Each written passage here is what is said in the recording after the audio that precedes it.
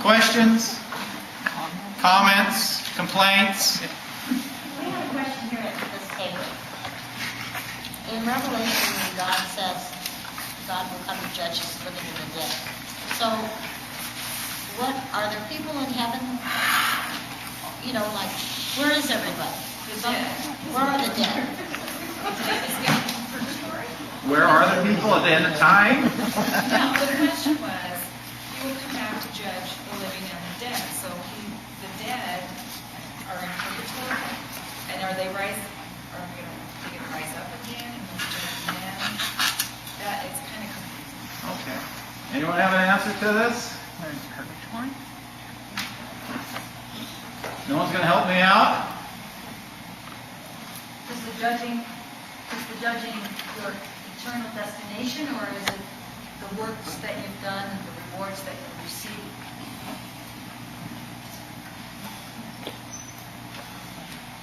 There's two judgments.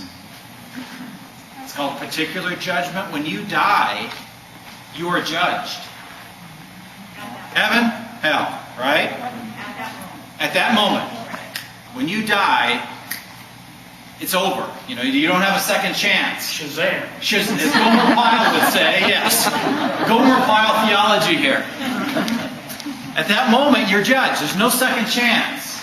We don't believe that you get a second chance once you die. It's over. You're judged, heaven or hell. At the end of time is called the final judgment. And then everyone will be judged. And help me out, Deb.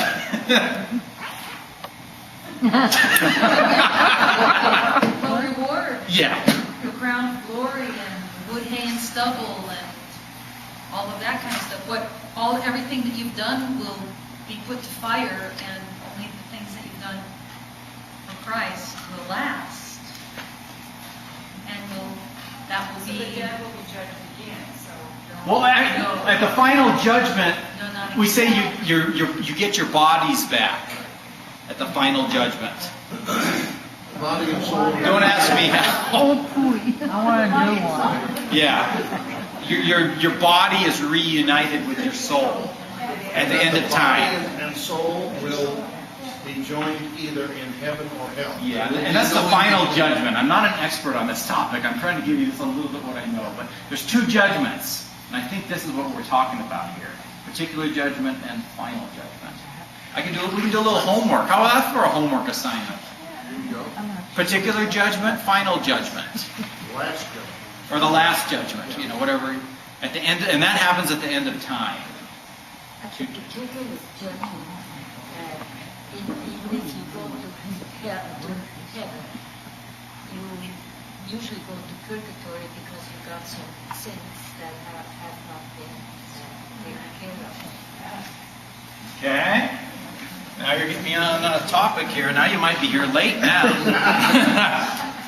Okay. You're alive. The person dies. Judgment. What are you judged on? Your whole life. What did you do with Jesus? Right.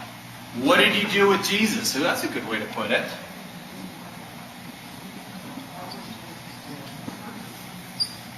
What was your relationship with Christ at that point in time? And in the Catholic Church, there's two components that we say are essential. You have to have faith in Christ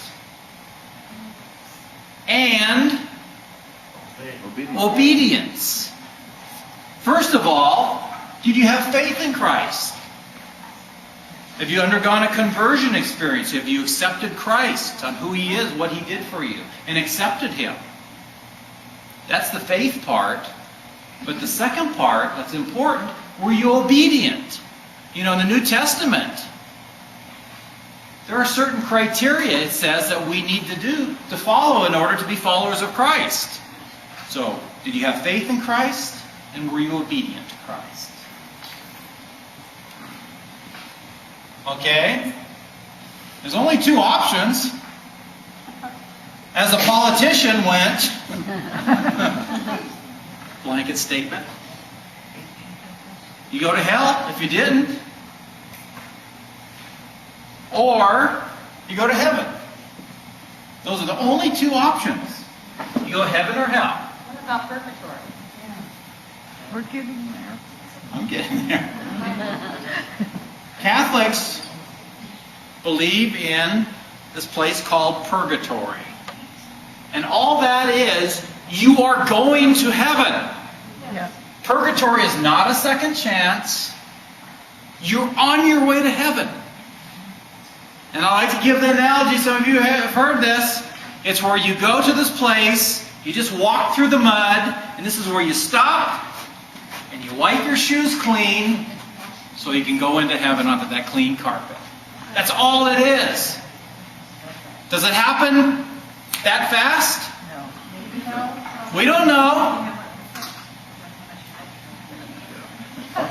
Yeah, it depends how much mud you have on your feet. But the time issue, we don't know the time issue. It could be that fast. All it's saying is our souls need to be cleansed. Because the book of Revelation tells us nothing unclean can enter heaven. Nothing unclean. How can something with a little bit of sin be in God's presence? It can't happen. That's the same concept as Mary. God and sin cannot be in the same presence. So all it is just getting rid of the little sinful stuff on our souls so that we can be perfectly spotless when we go to heaven. I think every Christian believes this, just they don't accept maybe that part of it. So that's what happens. Heaven or hell. That's it. Only two options. And this is where we wipe our feet clean so we can enter the clean carpet of heaven. And purgatory is in the Bible. Let's read 1 Corinthians chapter 3, verse 13 through 15. The work of each will come to light, for the day will disclose it. It will be revealed with fire, and the fire itself will test the quality of each one's work. If the work stands that someone built upon the foundation, that person will receive a wage. But if someone's work is burned up, that one will suffer loss. The person will be saved, but only as through fire. He's talking about a person who has died. He talks about the work that this person did. And then it talks about this work being consumed in a fire. In verse 15, if someone's work is burned up, he will suffer loss. Burning up through, the fire. They talk about the fire of purgatory, this cleansing. That's where that comes. That's where he gets this. Your work will be burned up. And catch us, the person will be saved. Do you hear that? He goes through fire, but he will be saved.